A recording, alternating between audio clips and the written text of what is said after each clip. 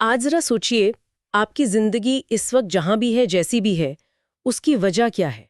मतलब ये खुशी, दुख, सफलता, असफलता, ये सब आते कहाँ से हैं? हम्म। हम आज जिस सोर्स पर बात कर रहे हैं, द पावर ऑफ डिसीजंस, उसका मेन तक यही है कि हमारी जिंदगी हमारे ही छोटे बड़े निर्णयों का कुल जमा जोड़ है। बिल्कुल, हर पल एक निर्णय है। हाँ, हर रोज न जाने कितने फैसले लेते हैं हम। सुबह क्या पहनना है से लेकर करियर का बड़ा चुनाव, सब कुछ। सही बात है। लेकिन सच तो ये है कि निर्णय लेना मतलब फैसला करना अक्सर बड़ा मुश्किल होता है। हाँ, आसान नहीं होता। इसमें शक होता है, डर लगता है, एक एक अनजाना सा रिस्क महसूस होता है।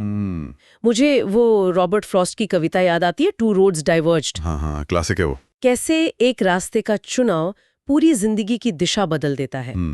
तो आज हम इसी निर्णय लेने की कला और विज्ञान की गहराई में उतरेंगे इस source the power of decisions के जरिए। बढ़िया। हमारा मकसद है कि निर्णय लेने के पीछे की साइकोलॉजी, भावनाएं, इनको समझें और वो आम गलतियां पहचानें जिनसे बचा जा सके, और खासकर उन निर्णयों को जानें जो सोच के हिसाब से जिंदगी में सफलता, समृद्धि और क्रिएटिविटी ला सकते हैं। आपने बिल्कुल सही शुरुआत की। और ये समझना बहुत जरूरी है कि सही निर्णय लेना कोई कोई रहस्यमयी कला नहीं है जो सिर्फ कुछ खास लोगों के पास हो। हाँ, ये लगता है अक्सर। हाँ, पर ऐसा है नहीं। ये एक स्किल है, एक कौशल है जिसे सीखा जा सकता है, प्रैक्टिस से बेहतर बनाया जा सकता है।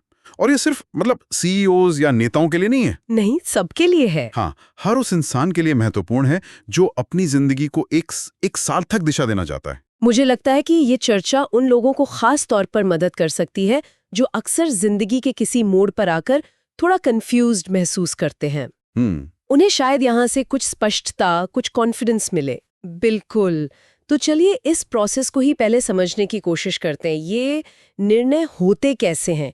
क्या ये पूरी तरह सोच समझकर, मतलब एकदम लॉजिक पर आधारित होते हैं? दिलचस्प बात यह है कि सोर्स कहता है कि हमारे लगभग 80% निर्णय इमोशनल होते हैं, लॉजिक पर आधारित नहीं। ये आंकड़ा थोड़ा चौंकाने वाला है। हाँ, है तो। सुनने में अजीब लग सकता है, लेकिन हमारे दिमाग की बनावट ही कुछ ऐसी है। देखिए, मुख्य तौर पर दो हिस्से इस प्रक्रिया में शामिल होते हैं। अच्छा। एक है प्री फ्रंटल कॉर्टेक्स।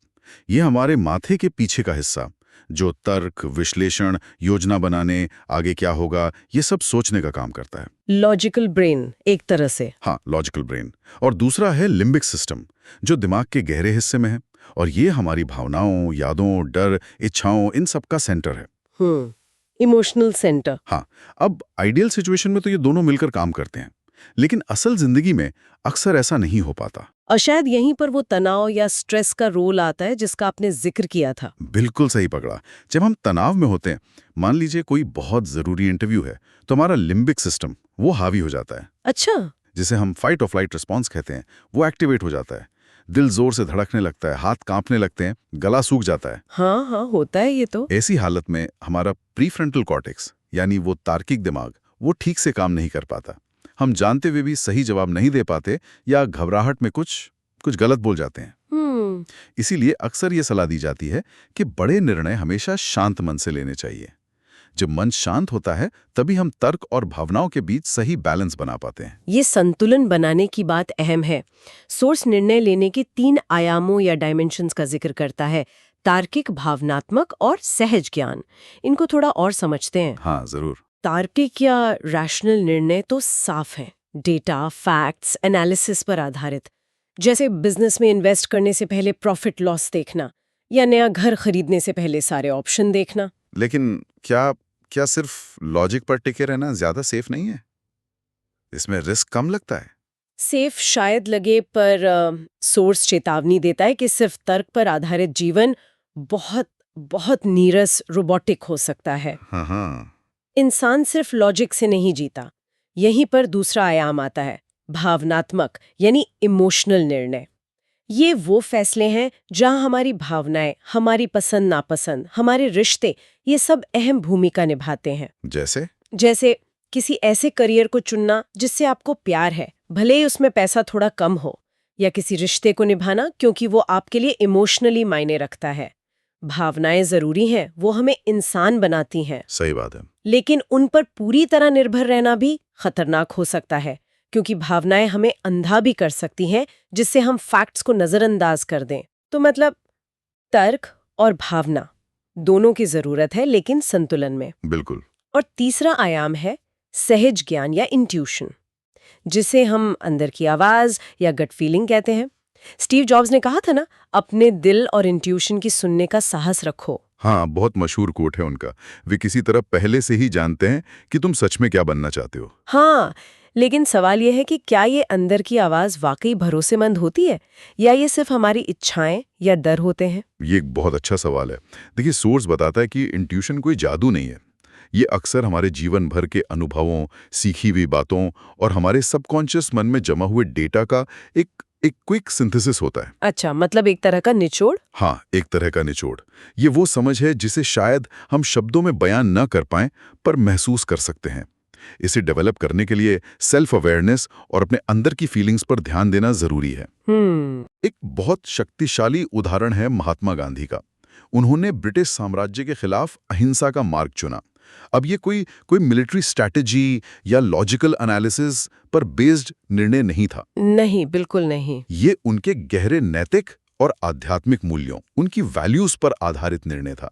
उनकी इंट्यूशन, उनका विश्वास। तो इसका मतलब ये हुआ कि सबसे ज्यादा असरदार और टिकने वाले निर्णय शायद वो होते हैं जो सिर्फ बाहरी परिस्थितियों या फायदों पर नहीं, बल्कि हमारे अपने गहरे मूल्यों, कोर वैल्यूज से जुड़े होते हैं। हाँ, आप इसे इस तरह से देख सकती हैं। जब निर्णय हमारी वैल्यूज के साथ अलाइंड होता है तो उसमें एक अलग तरह की शक्ति और क्लैरिटी आ जाती है। और हाँ, एक और बात जो बहुत महत्वपूर्ण है वो है समय, टाइमिंग। टाइमिंग कैसे? सही निर्णय भी अगर गलत समय पर लिया जाए तो उसका असर नहीं होता, या उल्टा भी हो सकता है। इसके लिए सिर्फ अपनी अंदरूनी जागरूकता ही नहीं, बल्कि बाहरी माहौल और परिस्थितियों की समझ होना भी जरूरी है। ये बहुत जरूरी पॉइंट है।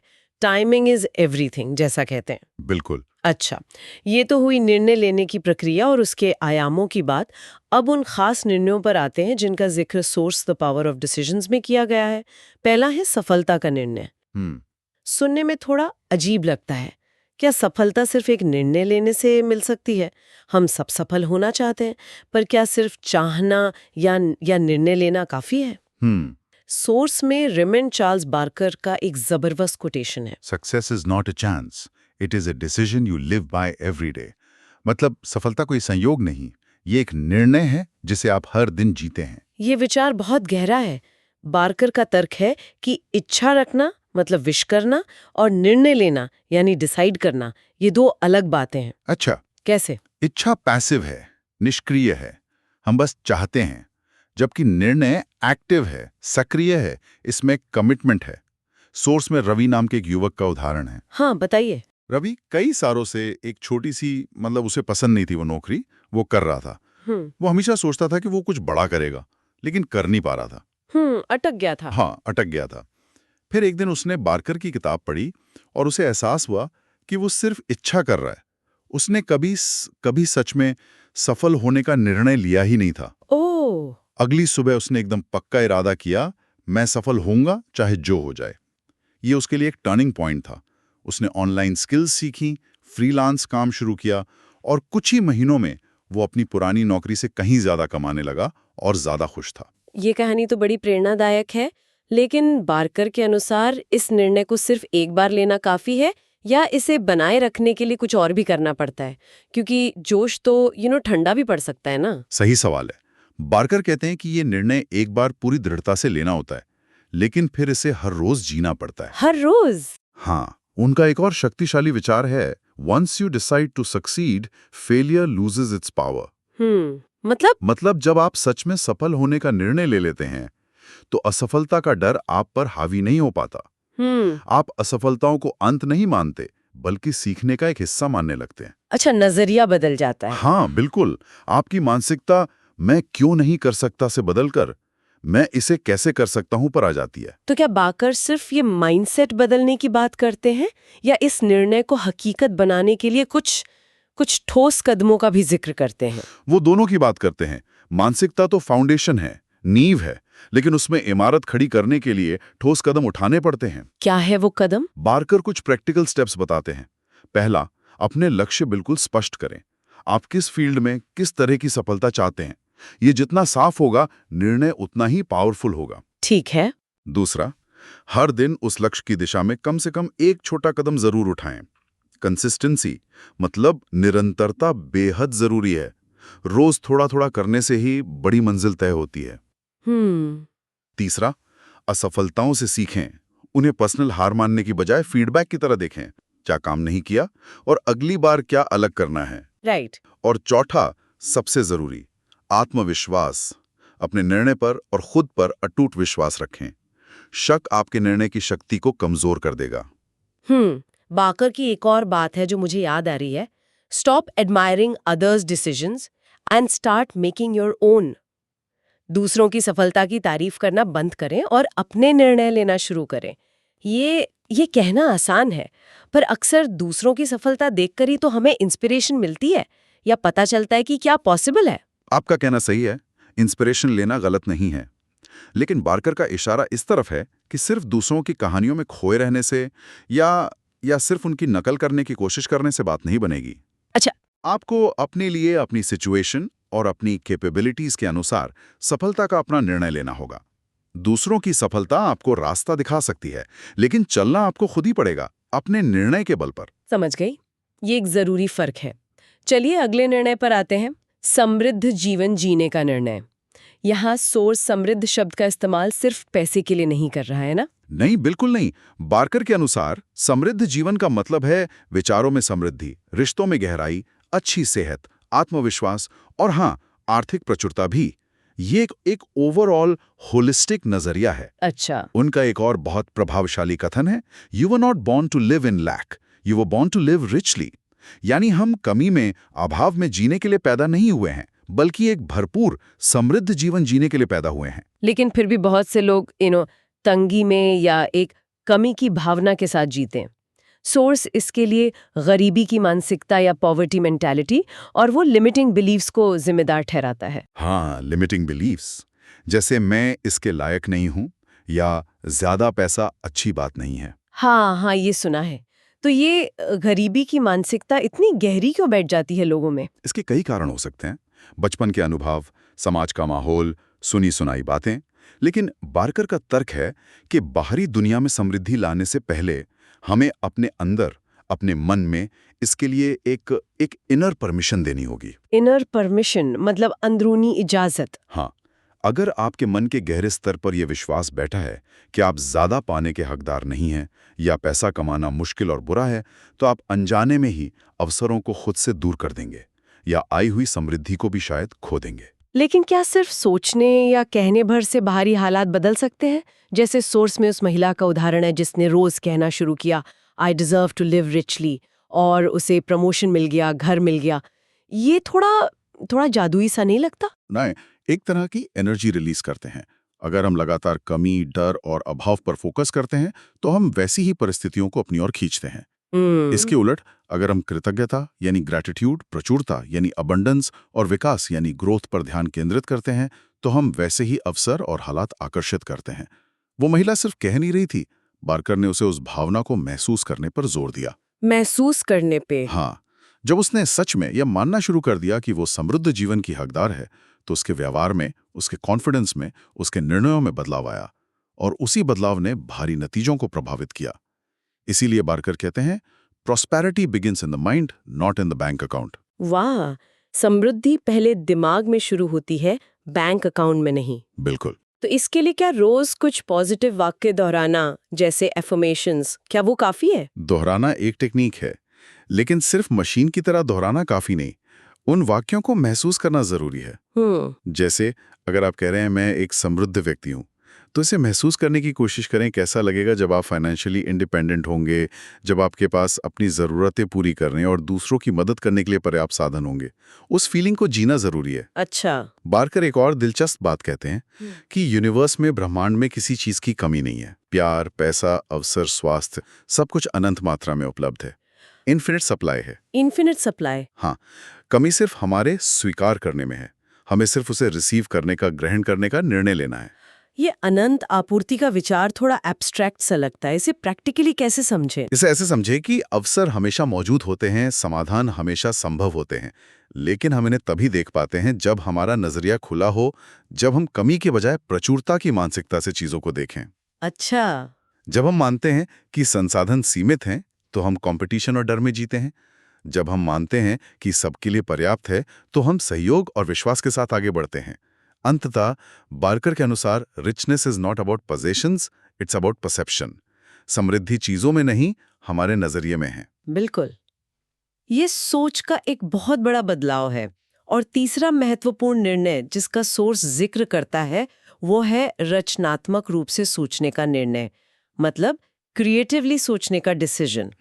हर महान आविष्कार, हर नई कलाकृति, हर बिजनेस इनोवेशन, ये सब क्रिएटिव थिंकिंग का ही नतीजा है।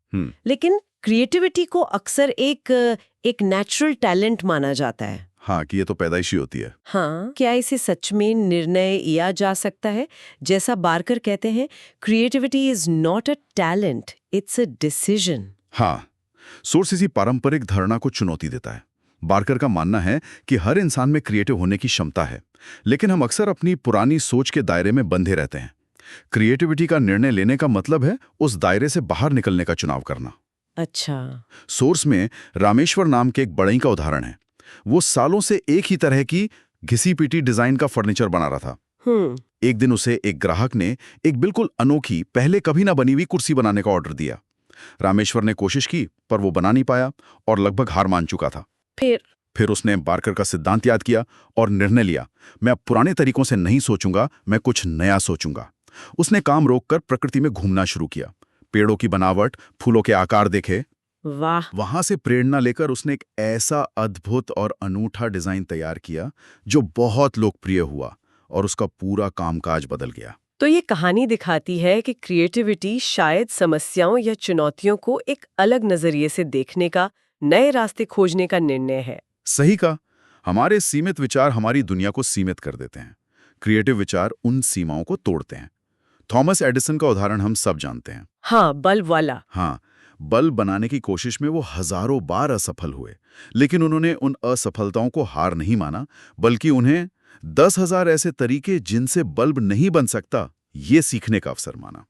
यही क्रिएटिव मानसिकता है, प्रॉब्लम में पॉसिबिलिटी देखना। बार्कर का एक और सूत्र है, a creative mind never reacts, it creates. अच्छा, इसका क्या मतलब हुआ? मतलब एक क्रिएटिव दिमाग सिर्फ परिस्थितियों पर प्रतिक्रिया नहीं देता, वो उन परिस्थितियों में कुछ नया रचता है, नया समाधान बनाता है। वो प्रोएक्टिव होता है, रिएक्टिव नहीं। समझ गए। तो अगर कोई अपनी सोच को अपनी रोजमर्रा की जिंदगी में ज्यादा क्रिएटिव बनाना चाहे तो सोच क्या प्रैक्टिकल सुझाव देता है? कुछ आसान लेकिन असरदार तरीके हैं। पहला, सवाल पूछें। सवाल? कैसे सवाल? किसी भी स्थिति में, खासकर जब आप कहीं अटक जाएं, तो खुद से पूछें, क्या इसे करने का कोई और तरीका हो सकता है? अगर कोई सीमा ना होती तो मैं क्या करता? ऐसे सवाल दिमाग को नए रास्ते तलाशने पर मजबूर करते हैं। हाँ, सही है। दूसरा, डर को स्वीकार करें। अक्सर नया सोचने या करने में डर लगता है। लोग क्या कहेंगे?